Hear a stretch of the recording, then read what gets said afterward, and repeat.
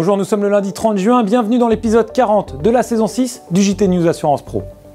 Cette semaine, nous ouvrons ce JT avec Alain Montaran, président de la Massif, qui revient en exclusivité sur l'avenir de Spheren. Nous poursuivrons avec le bilan de l'assurance en France présenté par Bernard Spitz, président de la FFSA.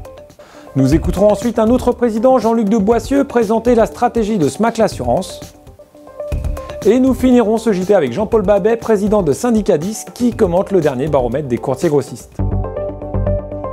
Vous allez le voir, ce JT présidentiel est exceptionnel.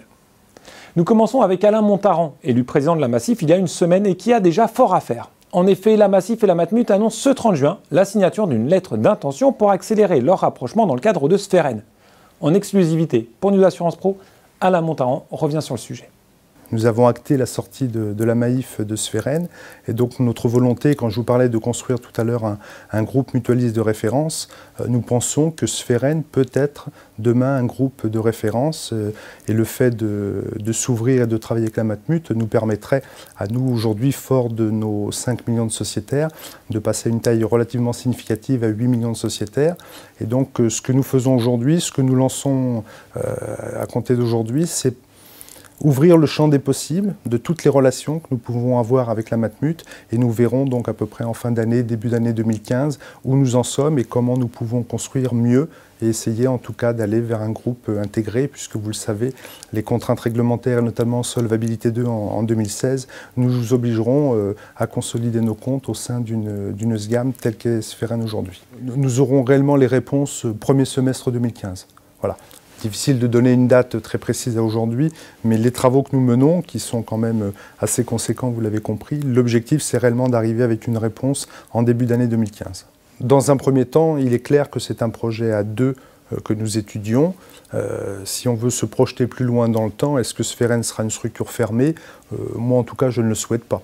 Donc on peut ouvrir à d'autres mutuelles et notamment ouvrir à des mutuelles du GEMA avec qui nous avons l'habitude de travailler ou avec qui nous avons des champs de coopération actuellement. A priori, ça ne devrait pas poser problème. Mais là, il est bien trop tôt pour le dire. On est vraiment dans une démarche où on doit d'abord arriver à construire quelque chose de solide à deux pour voir derrière ce que l'on peut faire et avec qui on peut le faire. Les deux mutuelles d'assurance se donnent 6 mois pour trouver la voie à l'avenir de Spheren. La semaine passée, Bernard Spitz, tout juste réélu président de la FFSA pour un 3e mandat, présentait avec Thomas Saunier les chiffres de l'assurance en France pour 2013 et la tendance pour 2014. Reportage de Thierry Goubi. L'assurance française est-elle en train de retrouver des couleurs? C'est en tout cas ce que semblent indiquer les derniers chiffres publiés par la FFSA en milieu de semaine dernière. Sur les 5 premiers mois de l'année 2014, les cotisations sont en hausse de 1,8% par rapport à la même période de l'année précédente. Autre indicateur positif, l'assurance vie qui enregistre en mai une collecte nette positive pour le 5e mois consécutif à 700 millions d'euros. Bernard Spitz, le président de la Fédération française des sociétés d'assurance, reste toutefois prudent. Les chiffres effectivement du début de l'année sont bons, mais ils sont quand même très inférieurs à ceux qu'on a encore connus il y a 4-5 ans. Donc voilà, soyons vigilants et attentifs. Mais en même temps, reconnaissons cette confiance qui est celle du secteur. Donc, qu'est-ce que ça peut donner pour l'année? Vous savez, ça va dépendre de l'environnement. On a des éléments négatifs qui sont en train de s'estomper. Il y avait une concurrence du livret A, et puis il va y avoir cet élément nouveau, qui est l'eurocroissance, qui est un élément extrêmement important, puisque ça va offrir aux Français la possibilité d'avoir les garanties qu'ils souhaitent, parce qu'ils n'ont pas envie de prendre des risques, mais en même temps, avec une amélioration, quelque chose de plus dynamique et qui va donc avoir des meilleurs rendements dès lors qu'on s'engage à rester plus longtemps. Seul ombre au tableau, celui de la sinistralité en assurance dommages. Avec 14,2 millions de sinistres en 2013 contre 14 millions en 2012, les assureurs gèrent désormais en moyenne 40 000 sinistres quotidiens selon la FFSA. En auto, la hausse de la fréquence des dommages corporels combinée à une hausse du coût moyen des indemnisations laisse craindre de possibles augmentations de tarifs dans les mois qui viennent. En habitation, les cambriolages coûtent cher aux assureurs, tout comme les événements climatiques. Ainsi, les aléas naturels ont grimpé de 42% entre 2012 et 2013 pour un coût de 815 millions d'euros pour les assureurs. À titre de comparaison, le violent épisode de grêle qui a touché la France début juin dernier a coûté entre 800 et 900 millions d'euros à lui seul. En termes de sinistres, l'année 2014 pourrait être très dure pour le secteur et les tarifs devraient s'en ressentir.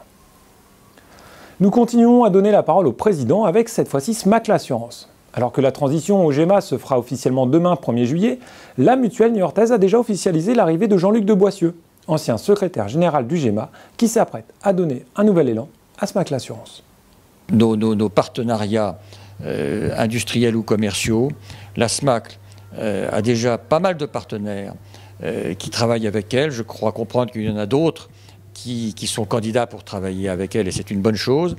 Et puis moi, j'ai quand même l'idée, à un moment où quand même tout le marché se regroupe, se concentre dans la perspective de Solvabilité 2, bon, j'ai l'idée d'essayer de trouver un ou plusieurs partenaires avec lesquels la SMAC fasse l'avenir, voilà, qui soient des partenaires prioritaires, privilégiés, avec lesquels on bâtit un avenir commun. Je pense qu'il faut que, j'ai 4 ans, et le conseil de surveillance a 4 ans, pour essayer de trouver pour la SMAC un ou plusieurs partenaires qui lui permettent de changer de dimension, peut-être de jouer dans la cour des grands.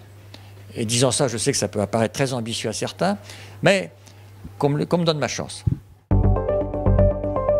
Nous ne manquerons pas de suivre les évolutions du projet de SMAC l'assurance dans la constitution d'un groupe. Avant de nous quitter, faisons un petit tour vers le courtage avec Jean-Paul Babet, président du syndicat des courtiers grossistes, le syndicat 10.